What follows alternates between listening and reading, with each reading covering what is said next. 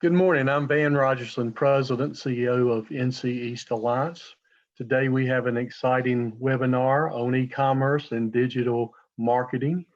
Got some great partners for this webinar with Evolve, SBTDC, I'm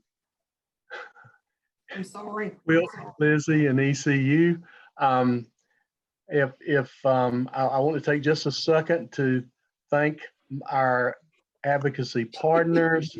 At the platinum level is ECU, Integrated Financial Holdings, and Vidant. ECU and Vidant are on our board.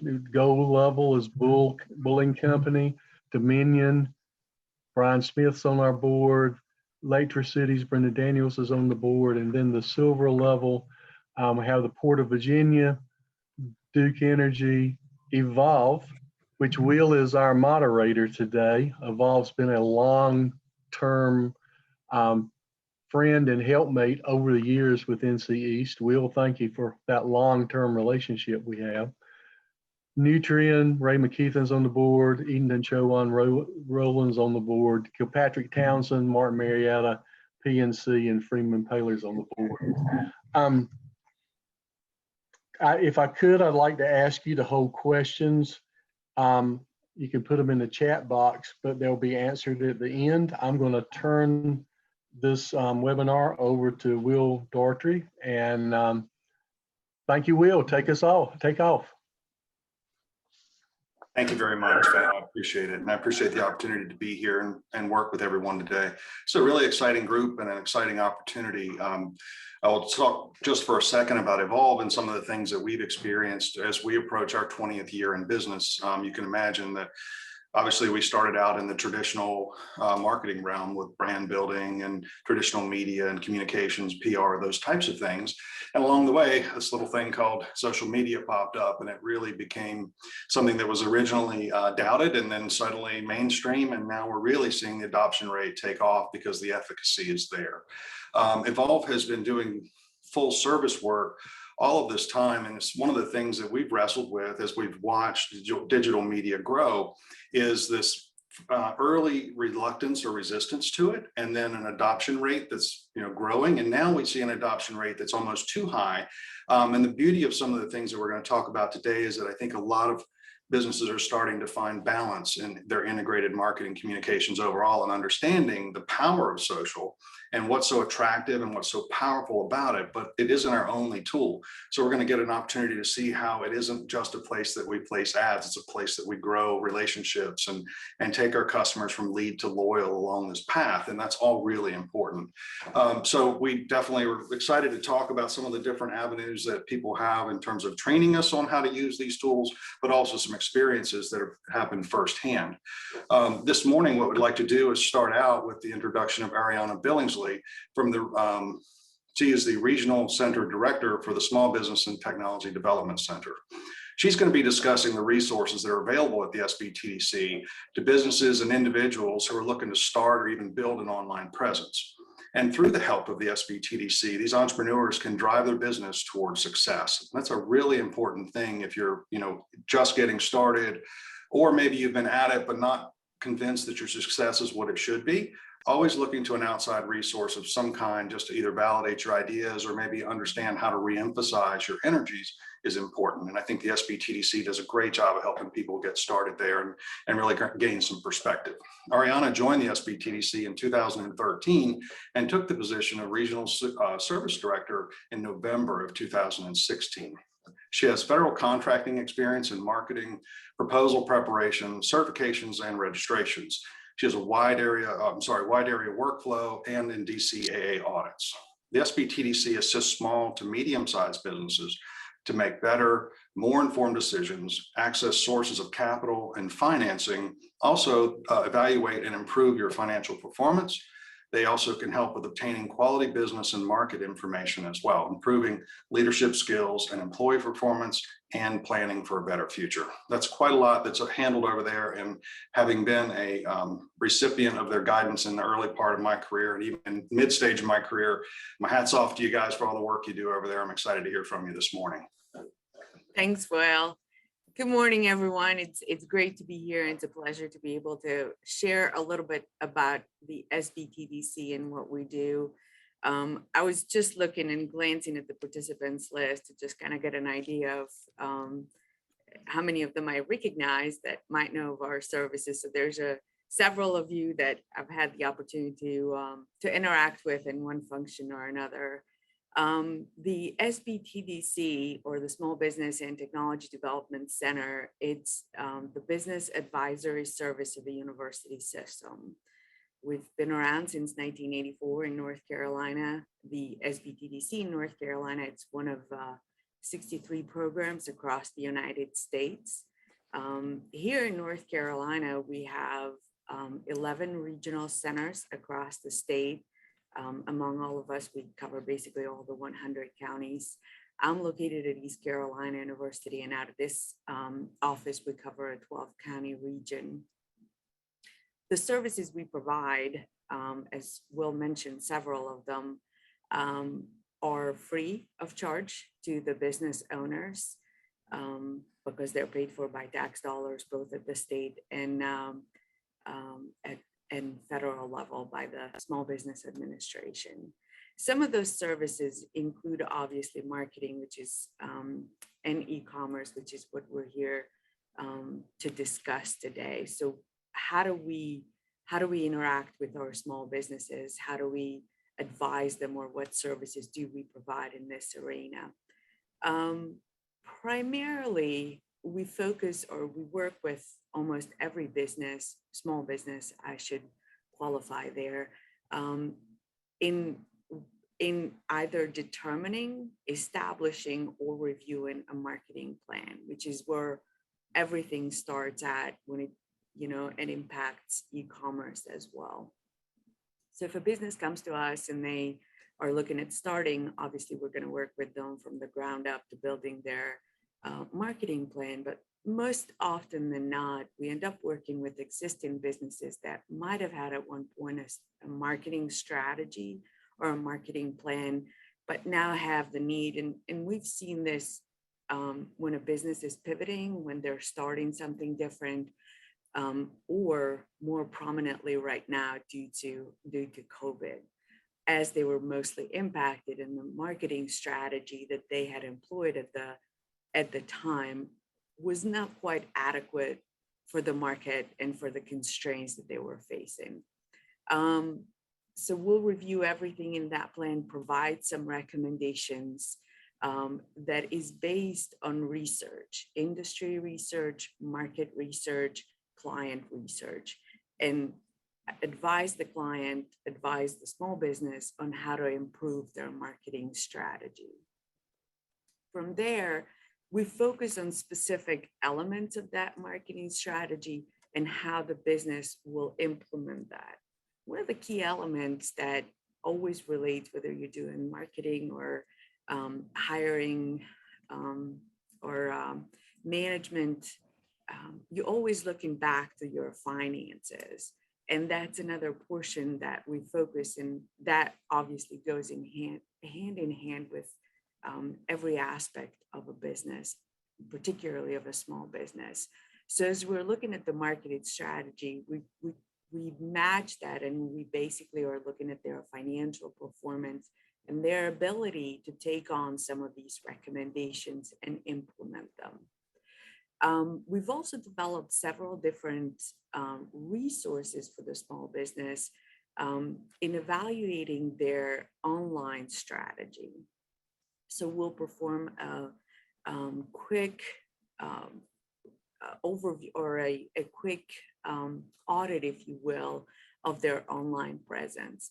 Bear in mind, because we are a free service, there's only so much of the depth we're going to get, but what comes out of that audit that we do of their online presence, it primarily connects to their marketing strategy, or their intent to develop a marketing strategy or pivot their marketing strategy.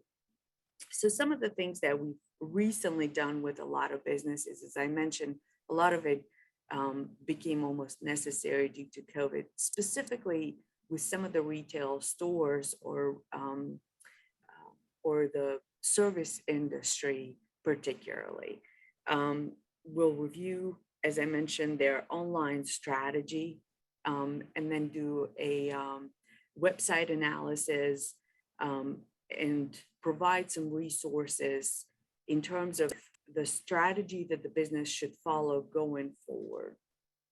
One of the other things that sort of it's a value to, not sort of, but it is a value to our clients, is several resources that other centers across the state of North Carolina. As I mentioned, there's 11 centers, each of which employs at least 4 to 5 counselors with different backgrounds and different work experiences that they bring to our organization. And some of these have developed more of a specific audit using both resources of the SBTDC and also the institution that houses us, the UNC System School that houses us. So one of those particular examples is our office at NC State. Our SBTDC located there has, in collaboration with graduate students and specific classes at NC State, they've developed a marketing audit or a marketing tool or an e-commerce audit and an online strategy for businesses that target specific industries and businesses to determine sort of where they're at, how that strategy matches to the strategy of the business, be that growth or outlook or expansion online, and itemizes some of the actions that the business can take in improving that to match the strategy and ultimately the goals for the organization.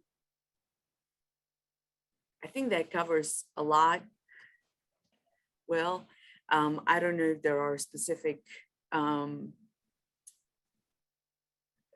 things that you would like from me or questions that I can help address, or are we holding those for the end? Well, I've placed a comment in the chat inviting all of our attendees to post their questions there. If something comes up during the time that a speaker has spoken, I may address it at the end, but otherwise we'll wait until the end and aggregate those questions to figure out which seem to be the most popular so that we don't mismanage our time along the way. So I don't see any questions in the chat feed right this minute, Ariana. So thank you for your presentation this morning. The one thing I would ask is that, what have you seen in terms of recent inquiries to the SBTDC related to digital marketing? Is it a high number? Is it 50% or 75% of the inquiries, or where do you see it as is it a driver or is it ancillary to the work that you're doing? It really depends. And I see that there's the questions where we hear specifics on what we do. Our client, so it has been a big question here recently, especially as it pertains to online presence. Given a lot of the closures that happened due to COVID, a lot of our clients started exploring, even ones who weren't really focusing on online, other than just basically letting people know where they're at, they started focusing selling online and providing some of their art items for sale online. So to Lynn Brown asked a question, will we hear specific ideas and suggestions? So I'm not going to go into specific clients and what we recommended, because our client information is considered privileged, so we don't share, that's confidential. But I'm going to give in general a couple of different things that we have done with clients in the past. So we had a client who had a retail store providing interior decorating and also providing specific items that they had. Their online presence basically consisted of pictures primarily that they put on their website, services that they provided on their website. They had to, obviously due to COVID, their store closed down. They didn't have an opportunity to do a lot of stuff on in person with their customers. So what they started doing is actually they did live shows that they were streaming on their sometimes on their Facebook page, and then eventually they ended on a YouTube channel, providing specifics, items in almost like a QVC version, basically selling their items directly to customers and then delivering them. Another one of our clients was several of our clients have been restaurants that we've worked with, most of whom their online presence consisted of maybe their menu and a lot of good pictures of what they provided. So they came to us, we started, this was early on into the pandemic, and we started talking about the different strategies that they could employ in order to get more clients into the door. And we knew restaurants were very hard hit. So what we recommended is we look at the different delivery services that the restaurants could employ, along with like the potential of the pickup that they had done, very small amounts of it during the time that they had been in existence. And this is a restaurant, several of them actually went from like being in business a couple of years to ones that had been in business for, I don't know, 15, 20 years. So we help them analyze different resources, so boost their online presence to where they could real time sort of give an update on the services that they, or the specials that they had for that particular day with pictures and such, and then engage resources connecting directly through their website with delivery services such as Grubhub, Open Door, and that type of stuff. We also did that with several different, and where did our services come into play? So what we did is we looked at their online presence, we looked at what they had, and also we knew how, we looked at their customers, who their primary customers were, and did an analysis of what that would mean for them, or what they could shift internally in terms of resources to boost up their presence. Of course, we didn't build their website or build up their website, and sometimes that was something that they had to go outside and do. That's not, obviously that was not part of our service, but what was the need, or identifying the need and what that would look like or would need to be for the business to boost their sales. And for some of them was actually pretty beneficial, and be able to maintain their sales. And in some cases, they actually even grew for some of the retail stores, especially as the businesses started opening back up. They kept up with their online e-commerce and online shopping platform, which meant we're getting two different clients. And some of them were actually able to expand outside. Some were local to here to North Carolina, and some of them even in rural North Carolina were able to expand their reach, not just within the state, but actually outside. And they started shipping in other states as far as California. So I hope that answers constant contact, LinkedIn, and developing target. Yeah. Obviously, not all of those are applicable to every line of business. So whenever we're giving an advice, we're not just looking at the e-commerce in general. We're looking at how it applies to the specific business.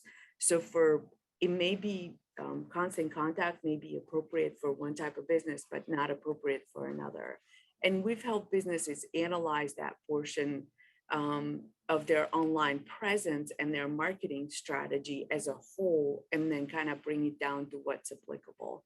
So as you may know, Lynn, for example, constant contact and LinkedIn might have a different type of audience, and there's different things that we're looking for when we're looking at those two different platforms. And yes, we're going to be looking at those to develop in that target market.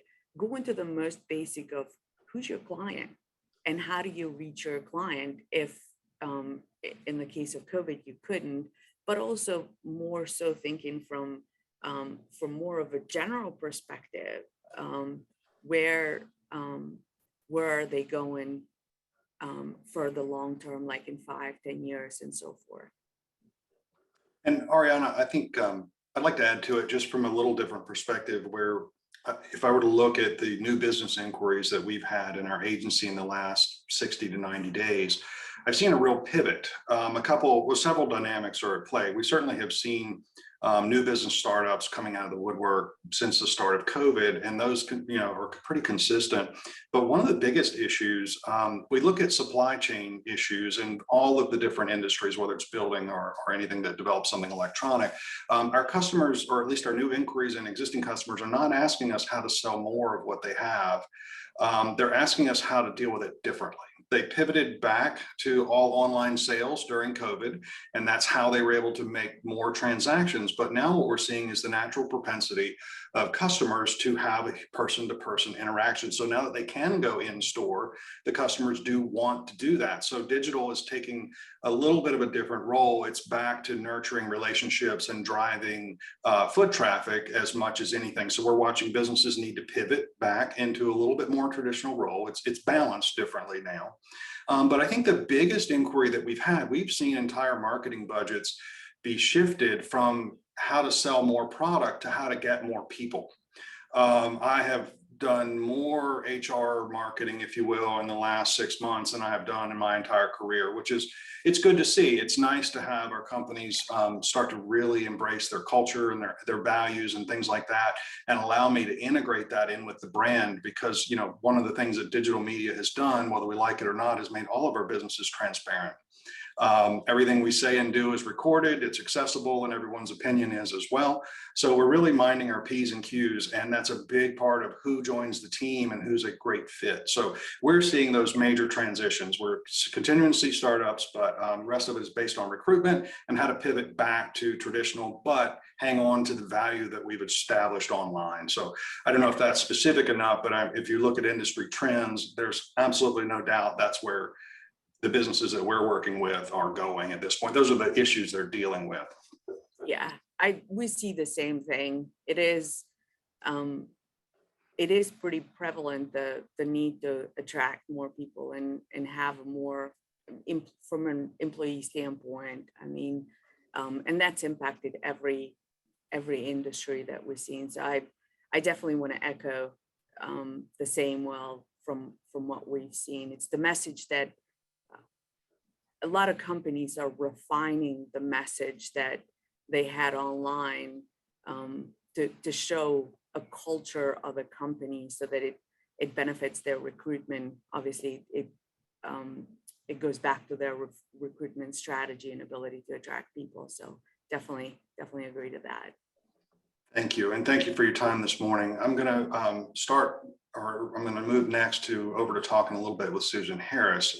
Susan's going to bring, I think, some additional light and firsthand experience to some of these things where an individual, as the leader of the company, has embraced not only what's important to them, but they embrace the values and the tactics that they're going to use within their own business to define it and describe it and push it forward. And she's a great example of how living into her mission and vision can pay off. Susan is the owner of Quilt Lizzy. She started Quilt Lizzy in 2001 in Warrenton, North Carolina. For anyone that doesn't know, the name kind of implies what they do. Susan's stores offering everything from fabrics and materials and supplies all the way through sewing machines. Anyone that has an interest in expressing their hobby or expressing their art through quilt making and other sewing, Susan's there to help.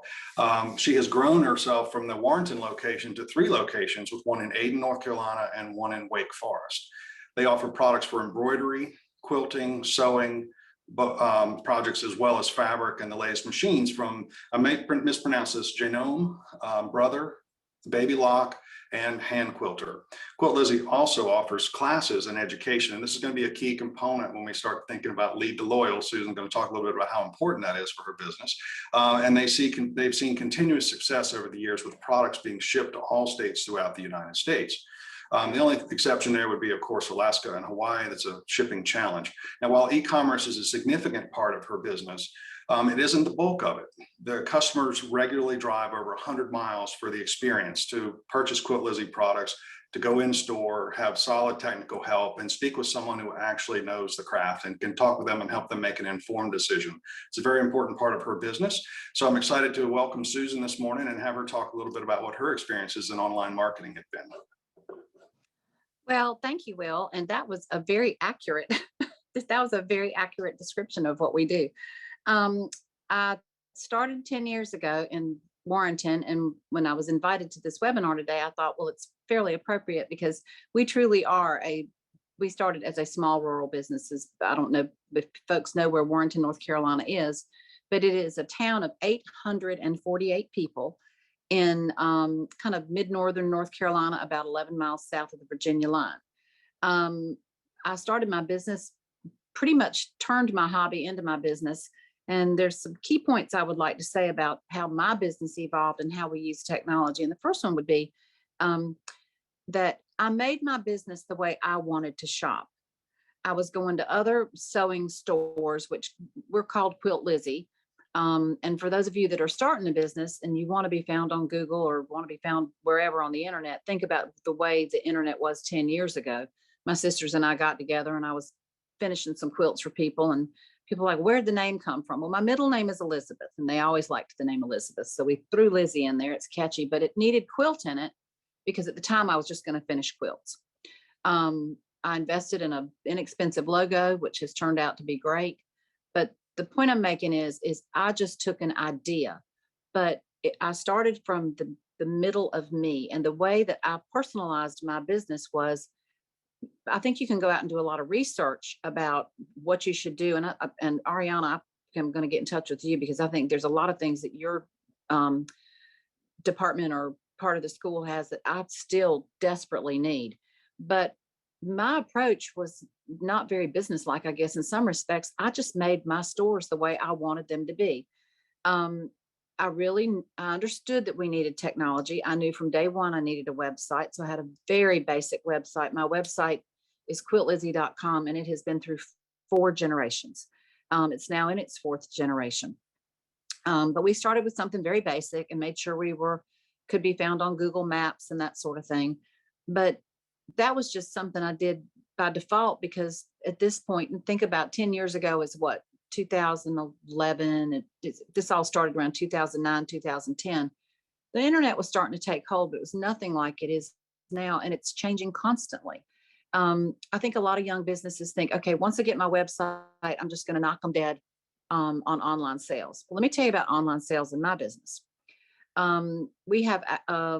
We have 3 stores, and my online store runs out of the store that I'm sitting in today. So what you see behind me is what's for sale online, plus upstairs and machines and so forth.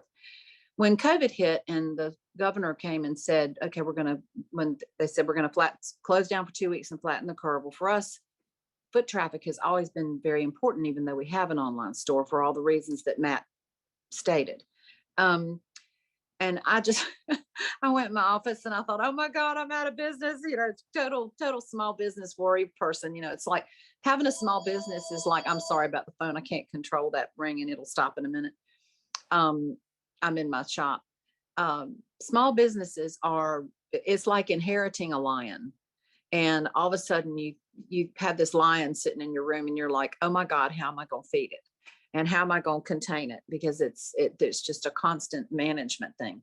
But the shutdown came, and my online store, I'll often ask people this question when I do little talks, and I'll just state it here, has never been the predominant part of my business. I think you have to have a very strong web presence, a very recognizable web presence, to be able to have a business, period. I considered that to be a fact when I first started, just from where the internet was in 2010, when all this came about in my mind. And by the way, I never planned to have a retail store. I'm a board certified paralegal. Have since don't work in a law practice anymore, but my background was accounting and paralegal work. But I sewed. I turned my hobby into my business. But back to the internet part.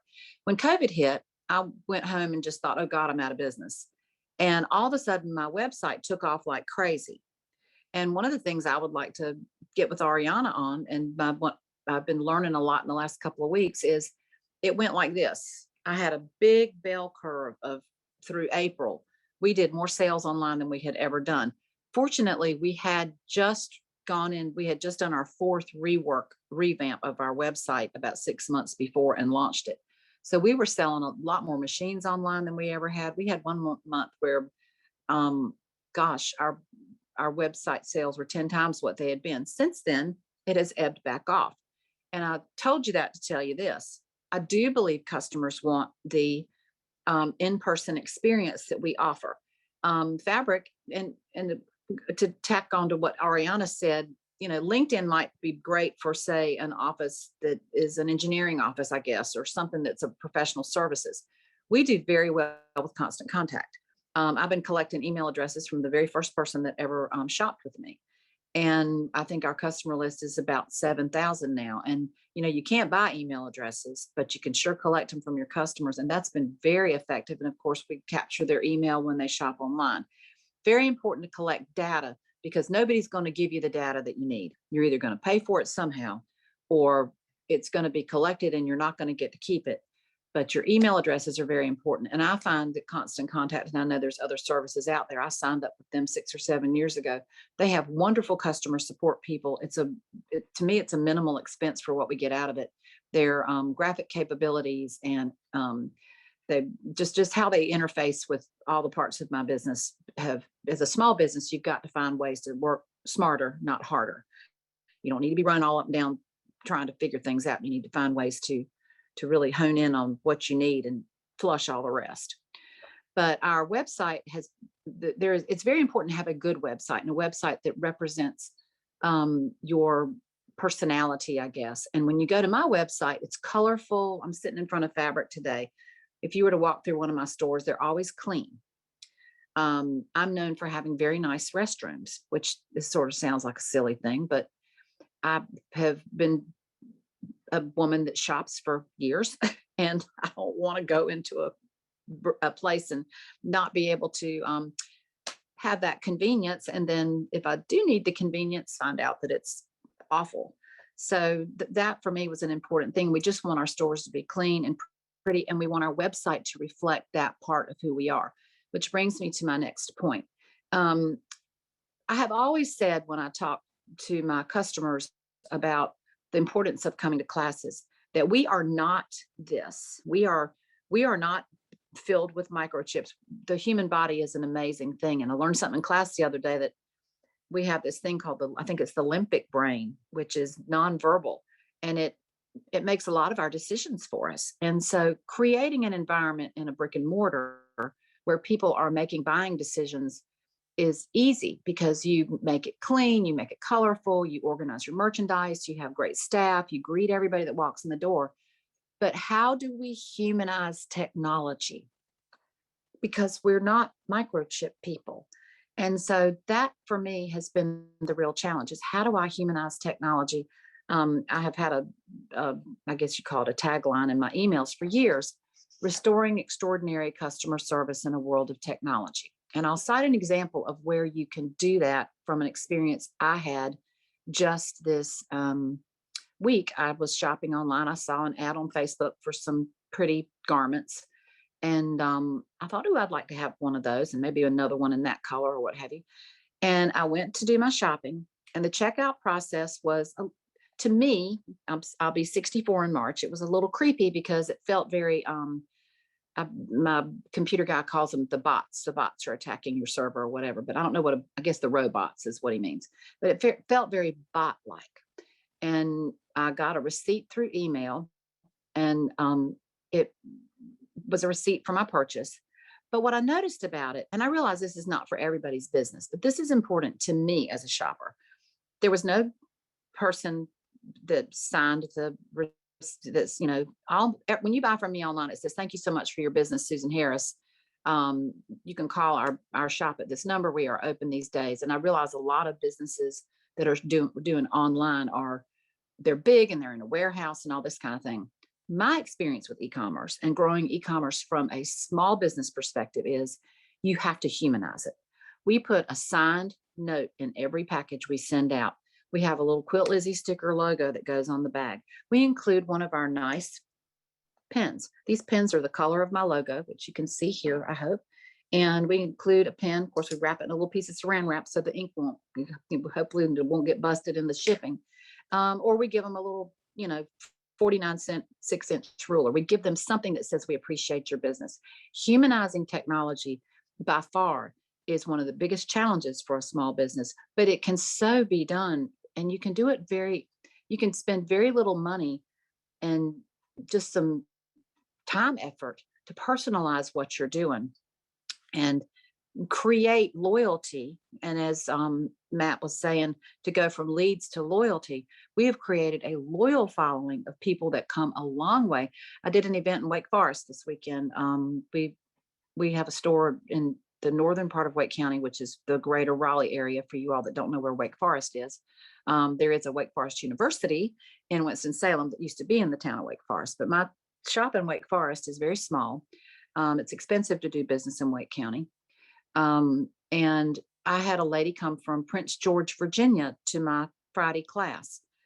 She drove from Prince George, Virginia, which I believe is Fairfax County, Virginia, in the Washington, D.C. area. Y'all can correct me if I'm wrong, or south of Washington, D.C. She drove down because nobody's doing classes anymore.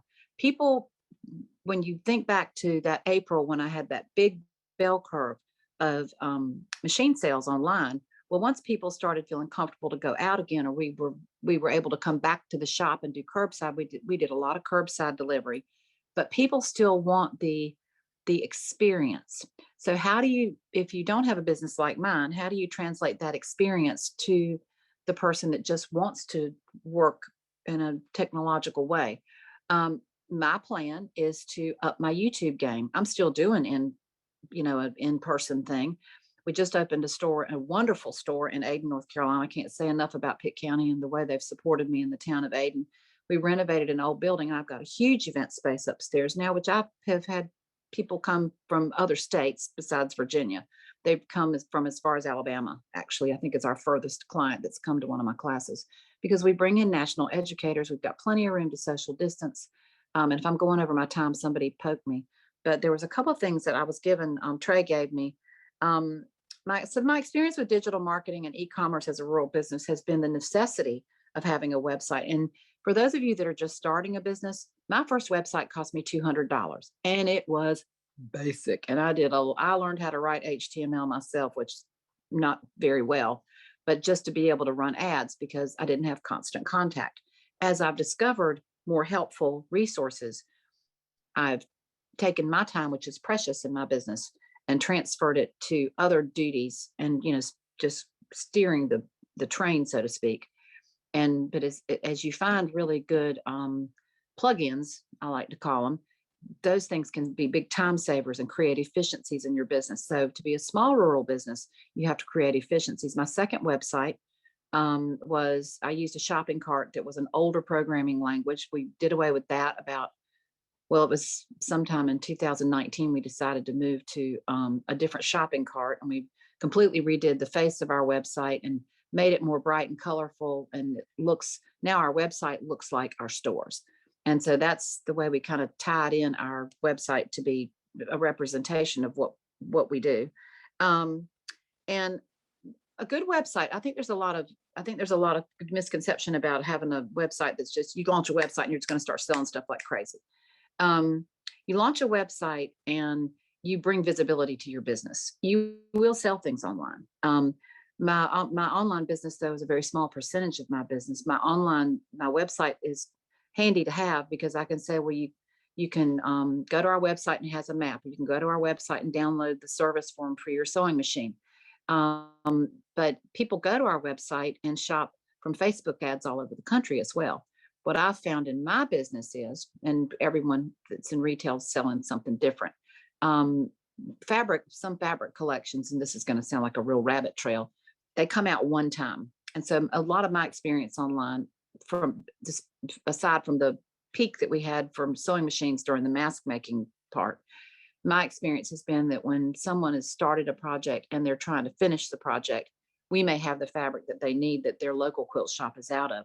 The fabric universe and the quilting universe is a very supportive type. They're really supportive of each other. And I would also tell a small business, find your find groups on Facebook or other supportive groups, and always learn from people that are more experienced and smarter than you are, because there's always somebody smarter than me, I can tell you. Um, E-commerce is definitely not the bulk of my business. Am I too long? We are getting close to the end of the slot Okay. that you allocated. I'd like to make one observation, Susan, and then ask one question. Maybe you could respond to the audience, because some folks are looking for some specifics. You mentioned YouTube, and I really did want to just broach the topic there. It has been rumored to be the #2 search engine in the world. And I believe that that's actually true. But if you were to look at the actual web volume, the #2 highest ranked web volume is Google Images. So you have Google search, then Google Images, but then YouTube comes in next. However, I think for your audience, you couldn't go wrong because it's a hands-on how-to kind of an audience, and the need for rich media is so important. I personally don't spend much time watching movies, but I do watch a lot of YouTube on how to do certain things. I'm always restoring a car and looking for specifics about how to take this windshield out, or how to, replace this clutch. And it really gives me a leg up on going into a project before I get started. So I do think that's a great option. One of the things that is curious to me, you mentioned some of the other resources. And so with their audience wanting a little bit more tactical or how-to, can you tell me a little bit about some of the resources you found most helpful, or maybe some of the surprises out there when you just started discovering small data sets and how they could benefit you in promoting your business? What were some of those epiphanies or that you've had along that way? Definitely collect contact information on your customers. That's very important. Find a way to collect data. I cannot say enough about Constant Contact. Constant Contact has been a leg of my business for ever since I picked that up. We have done Facebook advertising, sponsored ads, where you actually pay money for years. And I realize there's a lot of controversy about Facebook, but it works for us. It brings people to our classes. And I have spent some money on Google marketing, and I have not gone back to it because I don't understand it. Maybe, Will, you can help me with that, or Ariana can. I don't really understand. I personally, again, am annoyed by a lot of ads popping up when I'm trying to do something, because I just want to read the content. And so finding that balance has been tough. But Constant Contact, you really have to collect customer data, and there's a way to do it that's non-intrusive. I always tell people, where would I, if I need to email you a receipt or information about a product, where would you like for me to email that? And I qualify that with, you can always cancel, or you can always unsubscribe if we're being annoying. There's a way to ask that is non-intrusive. Does that answer your question? It does, and you actually broached on an important topic. I think that brands that take a leadership role or often earn that leadership role through education, which is much of what you're doing. And consumers are more than happy to share their information with someone that they respect, that they believe will use it wisely, or who holds an expert status. And I think that you're right. You can ask tactfully, and they will willingly share with you. And then if you don't abuse the relationship that you're forming with them, you can certainly nurture it into a much larger long-term opportunity. It isn't always about how much we can sell them, but it's about how long we can engage and continue to be interactive with one another through transactions that almost define our path forward. And another thing I would point out is, it's a small business. There is nothing more valuable than referral. And that's where the small gifts that I send when I ship something, or things I give people at the checkout station, people really love being appreciated, and they will absolutely tell their friends if you're doing a good job. They will. I agree with you 100%. And congratulations on your success at Quilt Lizzy. You've earned it by just focusing on the right things. People are people, and that doesn't change. And I think that's one of the things that I wanted to quickly touch before we move on. I know that there's a lot of interest in specifics, and I certainly would invite anyone listening to reach out to Evolve. Any of us here are happy to meet for an hour or two and give you what feedback we can, or any advice. It's not a charged item. We're just happy to be engaged. And certainly all of the other resources here are available as well. So keep that in mind. But I wanted to really focus on the reason that we're not getting into a lot of specifics is that this wasn't a how-to seminar, but in some ways it really is. And it's a long-standing concern, if you will, or motivation of mine, to have our brands live into their brand. Like, the owner has to be involved. Their vision for how things should, where we're going, how things should happen is more critical than ever. And it has to be lived out, whether it's through a computer or in our physical space. There is no shortcut around that at this point, at least not for the companies that we're working with. We still ask them to do that. So while it seems as though we're keeping this very high level, the message is still very much high level. We've got to focus on who we are as a brand and how we're living that out. And the digital resource is nothing more than another media channel that allows us this rich form of interaction and engagement that we really haven't had in the past. So it's still being explored in so many ways, but it never navigates away from the human element. And that's a really important part of what we're talking about. Now, when we talk about collecting data and how to use that to our advantage, I'm going to pivot us over now to talking a little bit with Dennis Trotz. Dennis is the director of Accelerate Rural North Carolina. He's an active investor and an advisor for startups, including assisting in the recruitment of management executives for growing businesses. His work involves working with ECU students and faculty, along with other teams in North Carolina, Virginia, and as far north as New York, to develop business concepts into startup businesses. Dennis places emphasis on social entrepreneurship and technology throughout his work today, and he's been actively involved in originating blockchain and healthcare-based businesses and student groups competing in the business plan competitions. Currently the director of Accelerate Rural, and he's here today to talk a little bit about his latest initiative, Shop Rural Day. Now, Shop Rural Day is taking place on November 11th of this year. And it's a day where North Carolina businesses can take advantage of this first of its kind event that's going to provide them the ability for participants to be discovered by customers and build their customer base using live streaming e-commerce.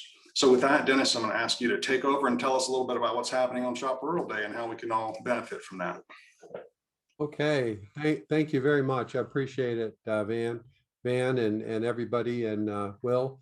And Susan, great job. I learned a lot from your presentation. So I'm the director of Accelerate Rural, which is based at ECU, and we are grant funded. And we work with small rural North Carolina businesses to help them get online with e-commerce and other digital tools. What we found during this process for the last year, which we've helped over 100 companies, is that there is a real lack of resources for many people. If I would say to you, hey, you need to get an e-commerce site, you need to do email, etc., many don't have technical help to let them take advantage of that. And so what we decided and what we came across was a way for small businesses in North Carolina. They don't even have to have an e-commerce site at all. And that is live streaming e-commerce. So I'm going to talk a little bit about what we're doing in something called Shop Rural Day, which is taking place on 11/11/21. And I'm going to attempt to share my screen here. And hopefully that will succeed. And hopefully everyone can see it. Okay. Shop Rural Day is free to participate for North Carolina businesses who are interested in reaching new consumers and new customers. We have broad support around the state. I'm kind of toggling through here. Of course, NC East Alliance was actually our first sponsor, but we're being sponsored by most of the major rural institutions in North Carolina. And what that means is that they are reaching out to their members, their employees, to promote this 11/11 event, this Shop Rural Day. So we are expecting a pretty good sized turnout on that day. And at this moment, I believe we're up to about 70 companies that have signed up to participate. We'd like to get up to 250, and I'll share some more about that in a moment. But we do have broad support for this idea. So what is live streaming e-commerce? So this is going to be my attempt to show you. We're partnering with a company called Pop Shop Live, which you can download their app on either Google or Apple. And they also have a website, popshop.live. And we have our own event space, which is called Shop Rural Day, which I think you can see here. And we have embedded the Pop Shop Live technology on our website. So you will be able to access the event directly at shopruralday.org or on the Pop Shop Live app which will I mentioned earlier. So let me just give you a rough idea of what's happening. So our small businesses, and at this point, we have 4 previews up. And these are 15-second previews. I'll just give you an idea what that might look like. See if we can play that. Rebecca Burnett here with the Durham Toffee Company. Join us on November 11th at 3 p.m. for our first ever Pop Shop live show. Selling all of our holiday product, best prices ever, flat shipping rate. November 11th, 3 p.m., Durham Toffee Company. See you then. Okay, so this is a company that's based in Durham. They actually won quite a few awards for various contests around the country with their toffee is really, really good. And so they will be going live on this event and offering deals that you won't get anywhere else, whether it's a discount, whether it's you will have free shipping on this deal, and the merchant does not pay for the shipping. Just to kind of go over that for a second, the way it works is the merchant is going to get a mailing label from Pop Shop Live when somebody buys something, and they put that label on the product that they ship out, and they are paid immediately when that gets scanned at the post office. The other side of that is the only fee that you're paying really is a 9% commission, which goes to Pop Shop Live, which includes the credit card fees. You do not have to have an e-commerce website. You can list up to 10 products on this show. You can go live for the entire 12 hours if you want, or you can have multiple 30-minute shows during that day. The choice is up to you. But I did want to share how that kind of looks. Let's see if we can close out of this. Okay. So anyway, these previews will be coming up. A lot of them will be entering this week, and you're going to see quite a bit of activity here. But the idea here is really to show off your uniqueness, the sincerity you have, the transparency of how your products are made in many cases. There is a giant audience of people who are tired of Amazon, who are tired of all this technical, SEO and product search and all of these things that we talk about all the time. This enables you to be yourself, or your company to really show its personality, its ability to connect with customers. And I really view it as part of an overall strategy. It's one strategy. Your website's another, your retail stores are a third.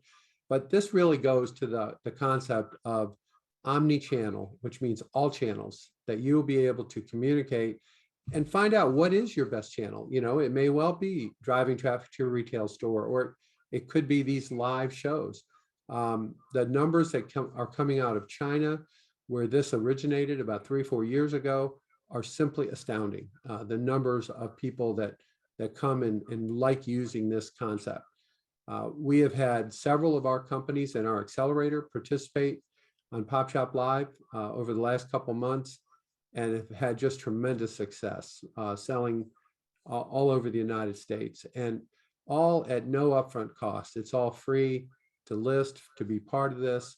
And some people are nervous about going live. They might feel like, they're really not the right person, in which case you can have someone else be your host. You could have a kid or, an employee, somebody in your organization could go live if you're not comfortable. But there's a big opportunity here. And I wanted to thank Van and the others for allowing us to communicate this. Now, if you use the code SHOPNC to look for this app, you will receive a 10% discount for all your purchases during the show. So we think that's a really good deal. And that's being paid for by Pop Shop. That's not coming out of the merchants. So you'll have a chance to really promote your business. You can have guest speakers come into your show on a split screen. You can have fun. We have one company that has a wheel that they spin, and each little notch in the wheel has a different discount. And they spin that wheel and they'll say, okay, let's see what the discount will be for the next 15 minutes. And they spin that wheel and everyone's cheering for the 50% off, but it might be 5% off, and everyone goes, oh, boo. but it's a very engaged process. You can do trivia contests, you can have guest hosts, like I mentioned, or guest visitors. You could have maybe one of your suppliers could come on and talk about their products. So it really is a fun thing. It's not hard. You basically just use your phone to go live. It's not that complicated. You don't need anything special to take advantage of this. You can do it outside. You can do it on your facility, wherever you have a signal that can, can reach the internet. So we're very excited about this, and hope that those of you listening in on this event will reach out and go to shopruralday.org, which you see up here, and you're able to apply and go through the process. So that's about it, guys, for what I have. All right, Dennis, thank you. I had a couple of questions for you. Are there any limitations in who can participate in this event that we should know about? Well, basically, I'm trying to be really open and allow anybody who's selling in North Carolina to participate. Almost everyone who's signed up, I think, is based in North Carolina, and that's really our intent. But there may be somebody who maybe they're in multiple states, for example, and they have stores in North Carolina or they sell online in North Carolina. We're going to be pretty flexible letting people in. Okay.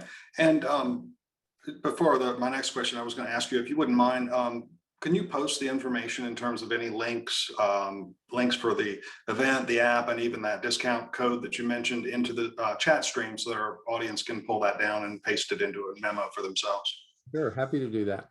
Okay. The other question I had, though, what should retailers do in order to be prepared to be successful in an event like this? Should they plan price discounts or special offers, bundles? What works? I know it's the first of its kind, but tell me what your instincts are. Well, one of the things that I think Susan could probably agree with, and others, free shipping is really a driver, right?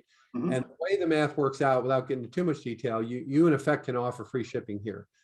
So you don't have to discount. Free shipping might be enough, right? You also, you're not really used to being live and talking to your customers. So you might find yourself doing something for 15 minutes, right? Some kind of special deal, 2 for 1, discount, whatever, bundle things during this show, which you might not be able to do on your website or just technically difficult.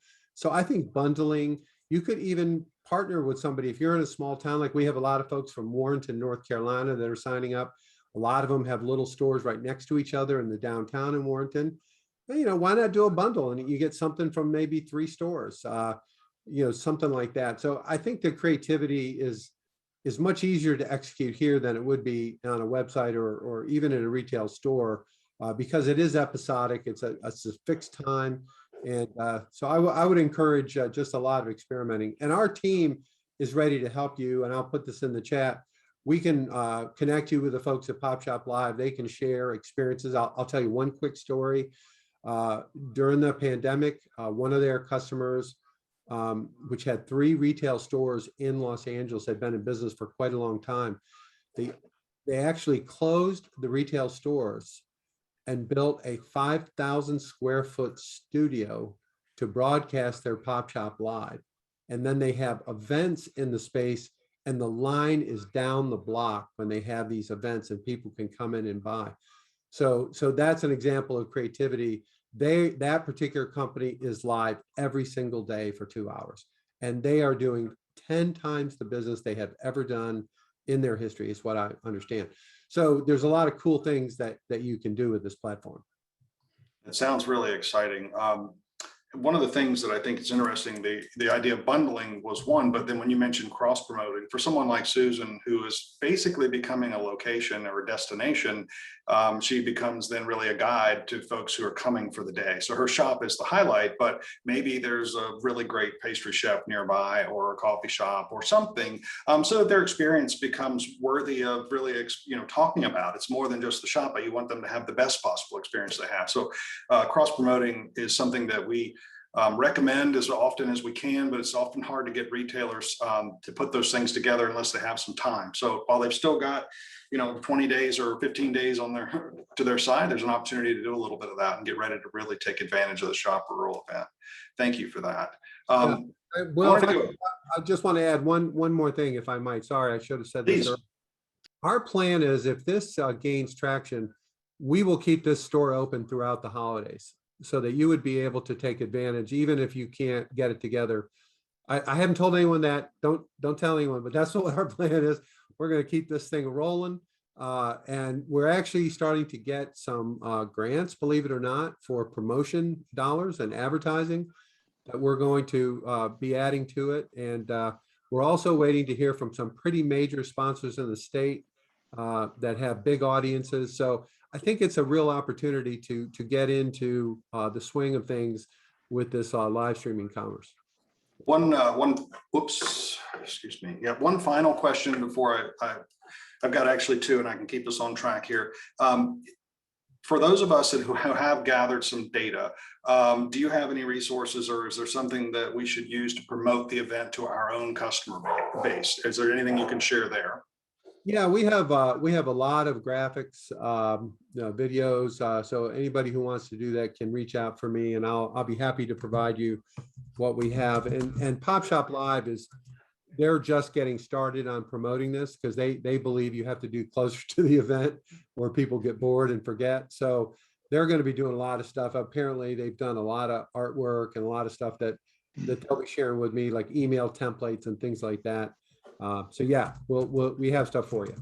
Okay, I could end there and keep us right on time, but I want to honor one question that came in for Susan. I'll go ahead and ask that, and that should allow us an opportunity to wrap up.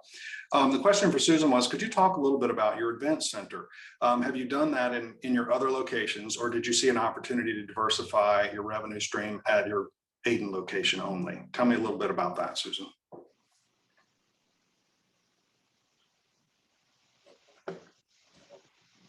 Still muted. There you go. Okay.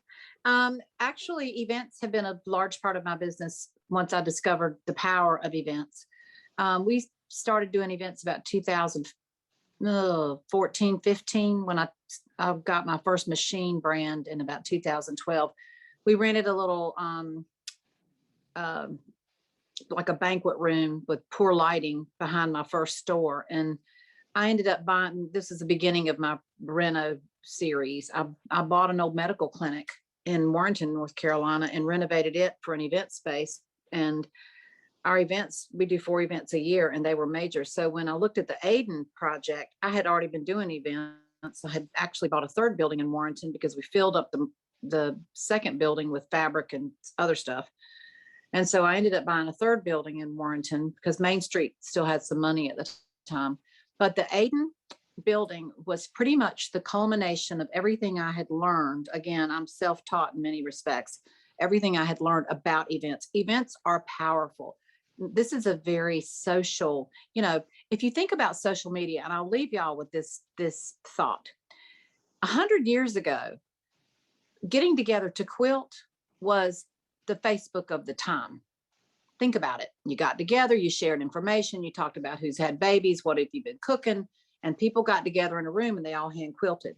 Now they get together and they sew. It's a very social thing. So yes, the Ayden space was the culmination of my understanding of events.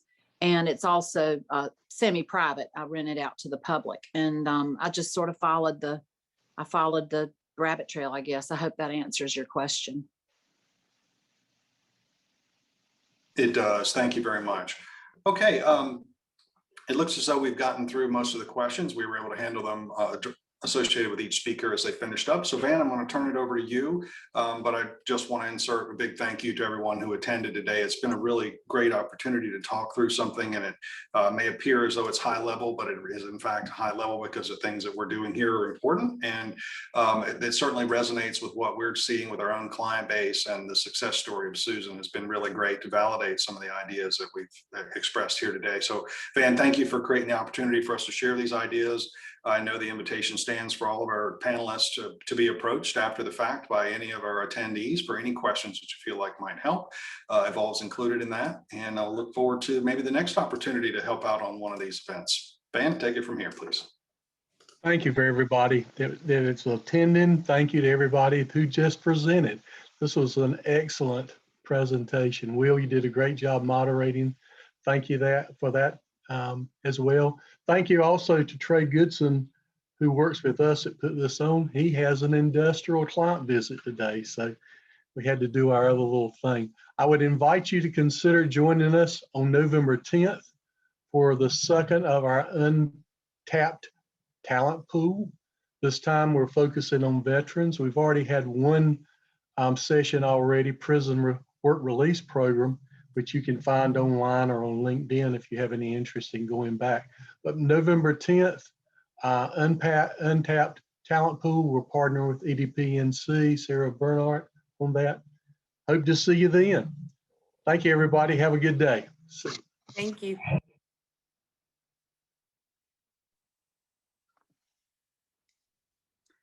So, well done. So how do I leave?